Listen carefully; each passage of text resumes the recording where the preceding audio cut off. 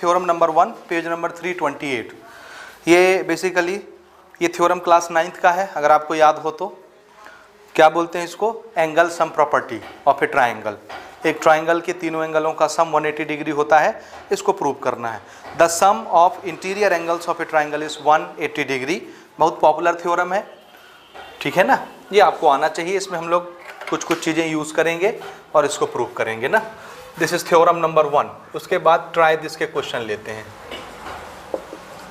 And what is our theorem? हाँ, angle sum property of a triangle. This is our theorem. समझ आया? वो theorem का statement है कि sum of interior angle of a triangle is 180 degree. ठीक है ना। ये हमको प्रूव करना है।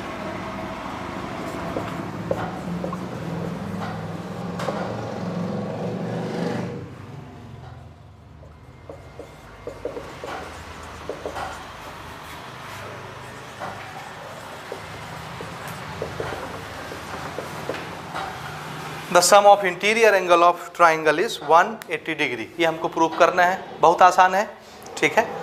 देखिए प्रूव करने का तरीका। क्लास 9th का बहुत पॉपुलर थ्योरम है और हम इसको लगभग हर जगह यूज़ करते हैं ज्योमेट्री में, चाहे वो 9th हो या 10th हो। ठीक है। Suppose this is A triangle ABC। ये इसके एंगल हैं, एंगल 1, एंगल 2, एंगल 3। और हमको क्या प्रूव करना है? Sum of interior angle is 180 degree. यानी कौन कौन से एंगल का सम? 1 + 2 + 3 = 180 डिग्री। ये हमको प्रूव करना है। समझ गए? ठीक है। प्रूव करने का बहुत आसान सा एक तरीका है। आप एक लाइन पैरेलल ले जाइए। किसके? ये हम लोग क्या यूज़ कर रहे हैं? पैरेलल लाइन से जो एक्सियम बनते हैं, पैरेलल लाइन से जो इन्फॉर्मेशन निकल के आता है, जो डाटा हम जानते हैं, वो हम लोग यूज़ करते हैं। दो लाइनें जब पैरेलल होती हैं तो क्या क्या मिलता है? Corresponding angles are equal, alternate angles are equal. बस को इंटीरियर का सम 180 डिग्री। ये तो इसको बोलते हैं पैरेलल लाइन से निकल के आने वाला डेटा। इसको हम लोग यूज़ करेंगे। पैरेलल लाइन के एक्सियम्स कहलाते हैं। ये क्या कहलाते हैं? हाँ, तो यहाँ वर्टेक्स A से मैं एक ऐसी लाइन ले जाऊंगा जो बेस BC के पैरेलल होगी। समझ आया? तो हमने यहाँ से एक लाइन खींचा जो वर्टेक्स A से होकर के गई, और ये लाइन किसके पैरेलल है? BC के। तो अगर ये दोनों पैरेलल हैं तो AB क्या बन गया? ट्रांसवर्सल। इस ट्रांसवर्सल ने पहले पैरेलल के साथ इस पार एंगल बनाया, दूसरे पैरेलल के साथ इस पार एंगल बनाया। ये दोनों एंगल क्या कहलाएंगे? Alternate interior angle. This is 1 2 3 4। ये भी बन गया ट्रांसवर्सल। ट्रांसवर्सल ने पहले पैरेलल के साथ इस पार एंगल बनाया और ट्रांसवर्सल ने दूसरे पैरेलल के साथ इस पार एंगल बनाया। Alternate angles. This is 5। समझ आया? आया ना? अब देखिए, ये चीज हम जानते हैं कि अगर एक लाइन स्ट्रेट हो तो स्ट्रेट लाइन के एक पॉइंट के एक तरफ का एंगल का सम कितना होता है? 180 डिग्री। ये हम जानते हैं पहले से, straight line angle. So angle 4 + 1 + 5 is 180 degree. 4 की जगह क्या लिख सकते हैं? 2। 5 की जगह क्या लिख सकते हैं? और 1 है ही, तो 1 + 2 + 3 = 180 डिग्री हो गया। समझ में आया? बहुत आसान है। छोटा सा कंस्ट्रक्शन इसमें क्या किया हमने?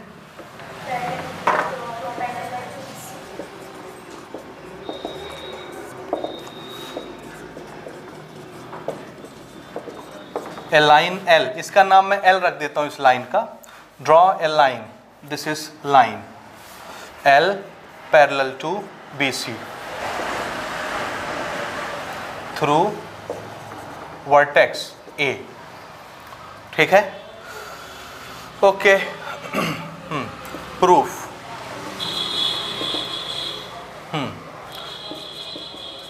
We know that angle 4 + angle 1 + angle 5 is equal to 180 degree. Reason? Straight line angles. Straight line angles. ठीक है ना। 4 की जगह क्या लिखना है हमको? एंगल 2। और 5 की जगह एंगल 3। This is 180 degree. क्यों? 4 = 2 और 5 = 3। क्या नाम है इस एंगल का? Alternate interior angles. ये ठीक है। समझ आया? इसको रीअरेंज कर दीजिए। 1 + 2 + 3 = 180 डिग्री। और यही तो प्रूव करना था। प्रूव हो गया। ठीक है ना। तो इसमें कुछ नहीं रखा है, ये जस्ट आपका रिवीजन है क्लास 9th का। समझ में आ रही है बात। This is theorem number 1 and popularly इसको क्या बोला जाता है, एंगल सम प्रॉपर्टी। याद रहेगा, इस तरह से इसको प्रूव करते। इसमें हमने यूज क्या किया, पैरेलल लाइंस के एक्सियम्स हमने यूज किए, alternate interior angle, corresponding angle, को इंटीरियर एंगल। इसमें से कोई भी एक लेके हम बना सकते हैं। ये नहीं सोचिएगा कि सिर्फ अल्टरनेट लेके बनाया जा सकता है, समझ रहे हैं ना। हम चाहें तो करस्पॉन्डिंग एंगल का बहाना लगा के भी इसको प्रूव कर सकते हैं, को इंटीरियर से भी इसको प्रूव किया जा सकता है। समझ आई बात, ठीक। This is the simplest way to prove this. Note करें। उसके बाद आते हैं ट्राई दिस के 4 क्वेश्चन, और हम लोग लेते हैं पेज नंबर 328 के। ये नोट करें जल्दी से। Number 1, page number 328, try this, prove that. Question number 1, the exterior angle of a triangle is equal to the sum of 2 interior opposite angles. ये आप जानते हैं थ्योरम। ये थ्योरम ना क्लास 9th में इससे पहले जो हमने बनाया ना एंगल सम प्रॉपर्टी, उसके जस्ट बाद दिया हुआ है, जस्ट बाद क्लास 9th में। समझ गए ना। और इस थ्योरम का क्या नाम है, exterior angle property. Exterior angle property बोलते हैं या एक्सटीरियर एंगल थ्योरम भी बोलते हैं। क्या बोलते हैं, एक्सटीरियर एंगल थ्योरम। बहुत पॉपुलर है और हम इसको डायरेक्ट बना रहे हैं। Suppose this is A triangle और इसकी एक साइड को हमने बढ़ा दी है, एक्सटेंड कर दिया है ना। This is A B C, B C वाली साइड को हम बढ़ा के ले गए हैं आगे तक। सपोज दिस इज डी, ये वाला पॉइंट डी पॉइंट है। तो इस ट्राइंगल के लिए एक्सटीरियर एंगल कौन है, ये होगा एक्सटीरियर एंगल। याद रखिए, एक्सटीरियर एंगल बनने के लिए एक शर्त है। शर्त ये है कि उसी ट्राइंगल का कोई एक साइड एक्सटेंड होना चाहिए, बढ़ा होना चाहिए। तो हमने BC को बढ़ा दिया, तब जाके ये एक्सटीरियर एंगल बनेगा, अदरवाइज नहीं बनेगा। अगर किसी और ट्राइंगल का साइड एक्सटेंड हुआ तो अदर ट्राइंगल के साइड से आप दूसरे ट्राइंगल को अटैच करके उसका एक्सटीरियर का ये जो रिलेशन है आप नहीं बना सकते। समझ आ रही है बात कि नहीं आ रहा है। एक्सटीरियर एंगल किसका होगा, जिस ट्राइंगल की साइड बढ़ेगी उसका होगा। ये एंगल किसके बराबर होता है, तो आंसर है अपने अपोजिट के ट्राइंगल के अंदर के 2 एंगल के सम के बराबर। ठीक है। तो हमको क्या प्रूव करना है, हम डायरेक्ट लिख रहे हैं टू प्रूव एंगल ACD किसके बराबर, angle A plus angle B के बराबर। समझ आया।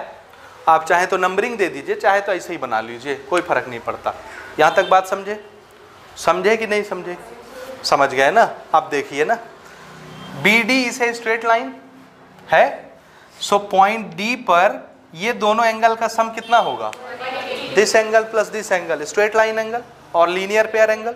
ठीक, डायरेक्ट प्रूफ स्टार्ट करते हैं। वी नो दैट एंगल, इस एंगल का नाम क्या रखेंगे आप, C बोल देते हैं। एंगल C प्लस, इसका नाम मैं ACD रखता हूं क्योंकि एक्सटीरियर है।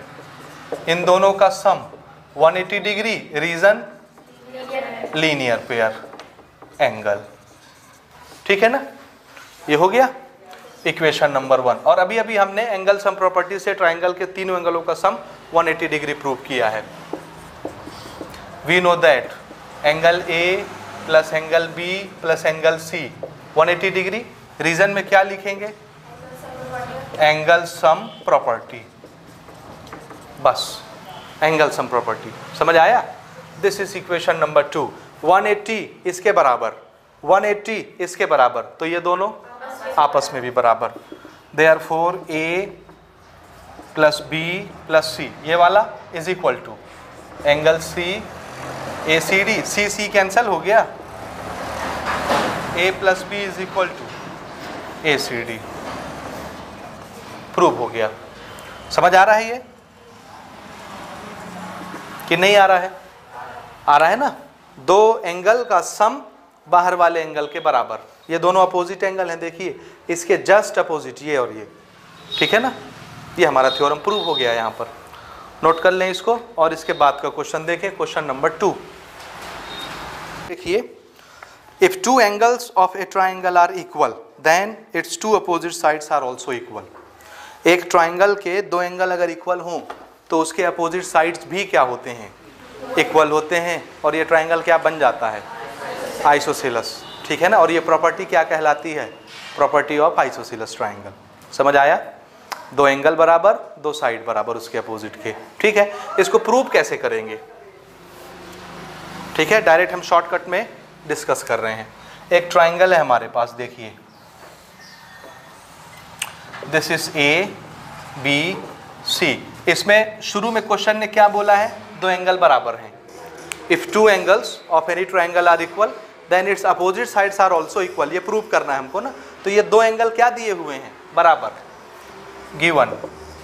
क्वेश्चन नंबर 2, एंगल बी और एंगल सी बराबर हैं, समझ रहे हैं ना। और हमको क्या प्रूव करना है, ए बी और ए सी आपस में बराबर है, ये हमको प्रूव करना है। ये दिया हुआ है, ठीक है। कैसे प्रूव करेंगे, प्रूव करने के लिए छोटा सा कंस्ट्रक्शन ये है कि यहाँ पर आप एक ट्राइंगल एक हाइट यहाँ पर बना लीजिए। What is height, perpendicular. तो एक हाइट हमने यहाँ ड्रॉ कर ली, A B C D. A D is a height of this triangle. Height बोलिए, परपेंडिकुलर बोलिए, कुछ भी बोलिए, ऑल्टीट्यूड बोलिए, कुछ भी बोलिए, समझ आया।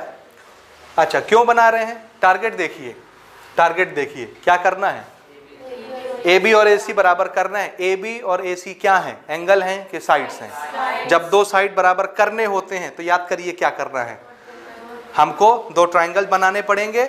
एक साइड एक ट्राइंगल का हिस्सा होना चाहिए, दूसरा साइड दूसरे ट्राइंगल का हिस्सा, और दोनों करस्पॉन्डिंग होने चाहिए साइड्स, ठीक है। और दोनों ट्राइंगल को पकड़ के क्या कर दो, कनगरेंट बना दो, कनगरेंट। तो दोनों साइड्स क्या हो जाएंगे, इक्वल करना है कि उसका रेशियो इक्वल करना है। अगर रेशियो को प्रोपोर्शनल करना होता, साइड्स को प्रोपोर्शनल करना होता, रेशियो को इक्वल करना होता, तो फिर हम दोनों को क्या करते, दोनों ट्राइंगल सिमिलर करते। यहाँ दोनों को क्या करना है, इक्वल। किसके, दो साइड इक्वल होते हैं, कनगरेंट ट्राइंगल के, इसलिए दोनों ट्राइंगल को क्या करना पड़ेगा। ये बात आपको याद रहेगी। मैं पिछले 3-4 चैप्टरों से लगातार चिल्लाते आ रहा हूँ कि दो साइड इक्वल करना है तो आपको उसको सोचना पड़ेगा कि एक साइड एक ट्राइंगल का हिस्सा बने, दूसरा साइड दूसरे ट्राइंगल का हिस्सा बने। दोनों ट्राइंगल को कनगरेंट बना दो, दो साइड अपने आप सीपीसीटी से इक्वल हो जाएंगे। बात समझे आप कि नहीं समझे। इसलिए हमने यहाँ पे एक परपेंडिकुलर ड्रॉ किया ताकि एक ट्राइंगल इधर बन जाए, एक ट्राइंगल इधर बन जाए। बात समझे, दिस इज परपेंडिकुलर, इसलिए हमने ये कंस्ट्रक्शन किया। Draw A D perpendicular on B C, ठीक है। दो ट्राइंगल हो गए। अब हमको क्या करना है, प्रूफ स्टार्ट कर रहे हैं। In triangle A B D and triangle A C D, triangle number 1, triangle number 2। देखिए जरा, आपको कोई क्राइटेरिया नजर आ रही है कंग्रुएंसी की। कंग्रुएंसी बनानी है कि सिमिलैरिटी बनानी है। आप चाहें तो इसको सिमिलर बना के भी प्रूव कर सकते हैं, समझे, लेकिन थोड़ा सा लंबा हो जाएगा प्रोसेस। आंसर आएगा उससे भी आएगा, लेकिन कंग्रुएंसी में तुरंत आ जाएगा। जैसे ट्राइंगल कंग्रुएंट हुए अगले स्टेप में तो आंसर रखा है सीपीसीटी से, समझे ना। लेकिन सिमिलैरिटी अगर आप बनाएंगे तो आपको क्या करना पड़ेगा, फिर करस्पॉन्डिंग साइड्स का रेशियो इक्वल लिखना पड़ेगा और 1-2 स्टेप और आगे ले जाना पड़ेगा। किससे चलना पसंद करेंगे आप, कंग्रुएंसी से, ठीक है। कोई क्राइटेरिया आपको दिख रही है। पहले ट्राइंगल में देखिए एंगल बी, हाँ कौन सा, आर एच एस नहीं लगेगा, आर एच एस नहीं लगेगा। और कुछ, क्यों लगेगा भाई आर एच एस, ये आपको इक्वल बनाने हैं, ये इक्वल है नहीं। तो 90 के सामने वाला हाइपोटेनियस अभी बराबर नहीं है, ये तो रिजल्ट में बराबर बनने वाला है। तो आप आर एच एस कैसे लगा सकते हैं, हाइपोटेनियस तो बराबर है ही नहीं, उसी को तो इक्वल प्रूव करना है हमको। ए बी और ए सी ही इक्वल प्रूव करना है ना, तो ये तो प्रूव होंगे आगे चल के, अभी कहाँ है ये। तो आर एच एस तो नहीं लग सकता। साइड एंगल साइड नहीं लगेगा। डबल ए से सिमिलरिटी प्रूव होती, कंग्रुएंसी नहीं। कंग्रुएंसी के लिए एक साइड मस्ट है, 3 एंगल से भी कंग्रुएंसी नहीं बनती, याद रखिए, समझ रहे हैं ना। कंग्रुएंसी के लिए एक साइड होना अनिवार्य ही है। 2 एंगल हो चलेगा, एक साइड होना चाहिए। देखिए मैं दिखाता हूं, एंगल ना, इस ट्राइंगल का ये एंगल, इस ट्राइंगल का ये एंगल, दोनों बराबर है कि नहीं, गिवन में बराबर दिए हुए हैं, ठीक है। इसको हमने कंस्ट्रक्शन करके 90 बनाया है, तो ये 90 ये 90, दोनों 90-90 हो गए।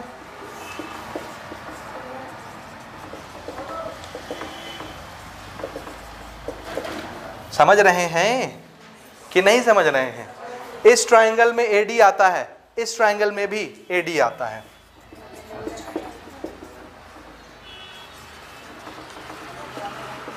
हाँ, अब बताइए, देखिए एंगल, उसके जस्ट बाद एंगल, उसके जस्ट बाद side, angle angle side. Angle angle side लगाने का शर्त क्या है?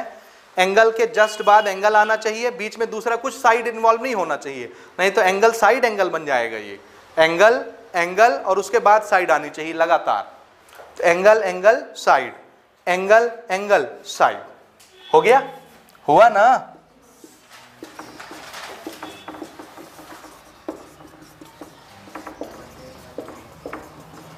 एंगल एंगल साइड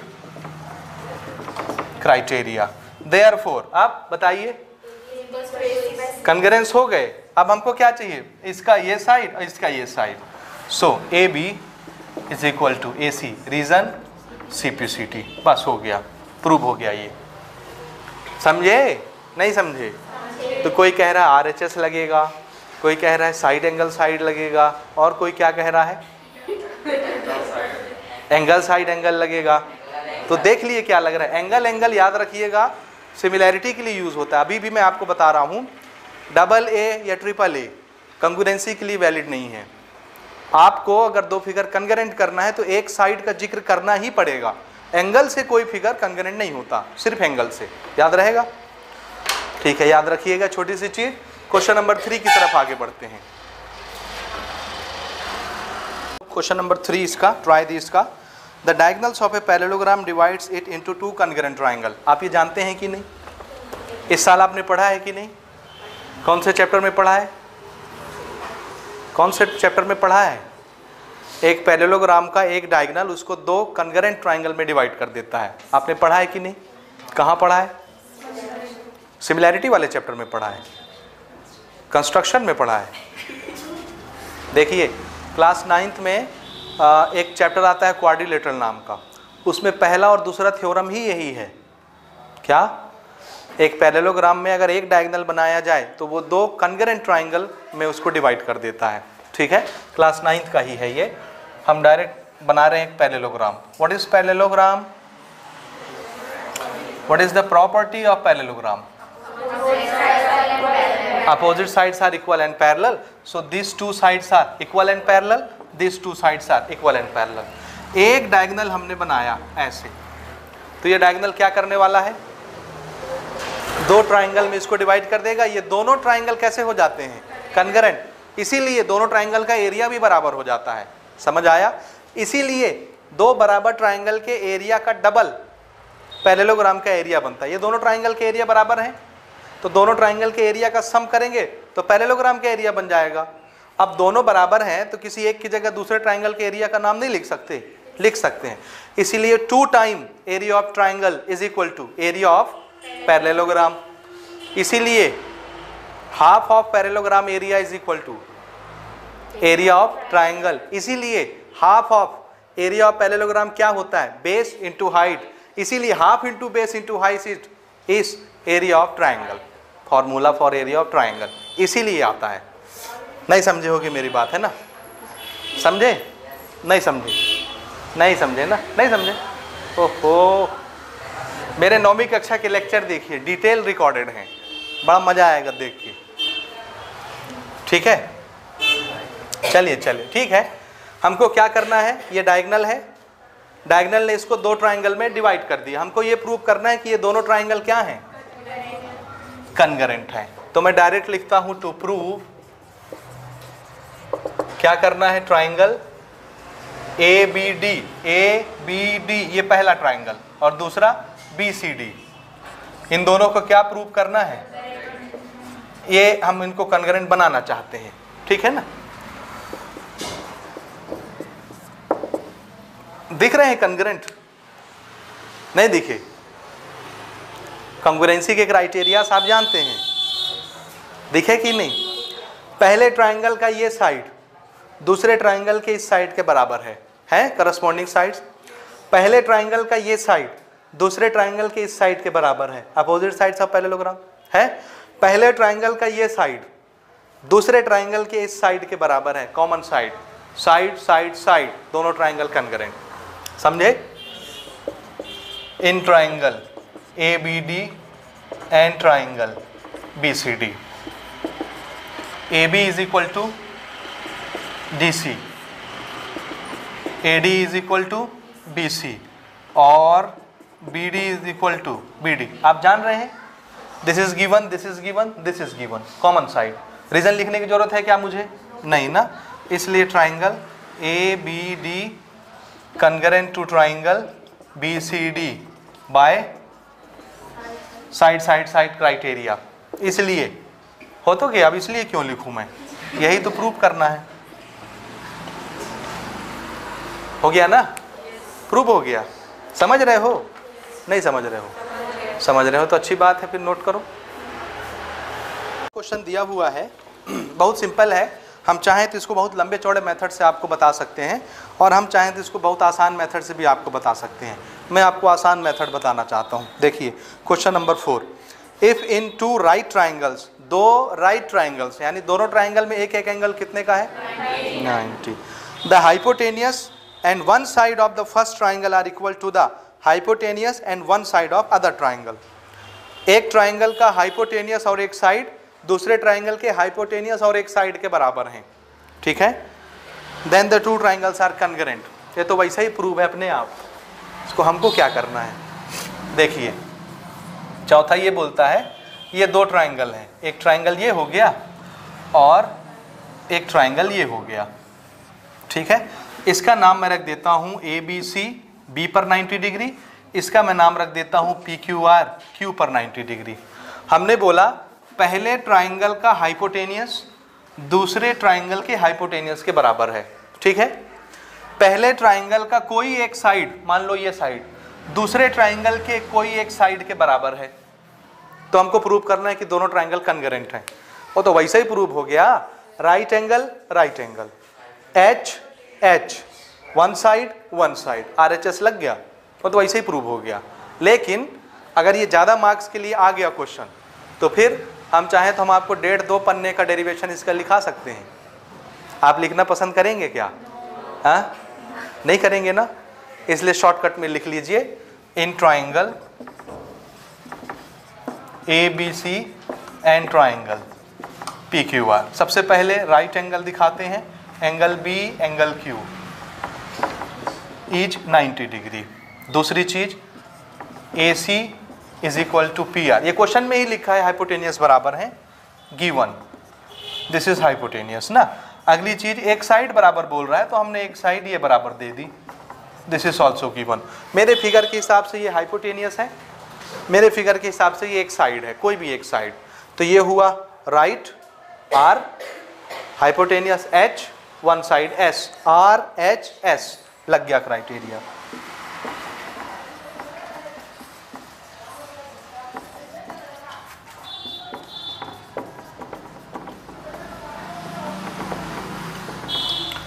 देख लो 4 लाइन में कंक्लूड हो गया. अदरवाइज 1.5 पन्ने का डेरिवेशन किया जा सकता है, याद रखिएगा. ठीक है. तो ये चारों क्वेश्चन हो गए. ठीक. अगले ट्राई दिस में चलिए. हो गया ये.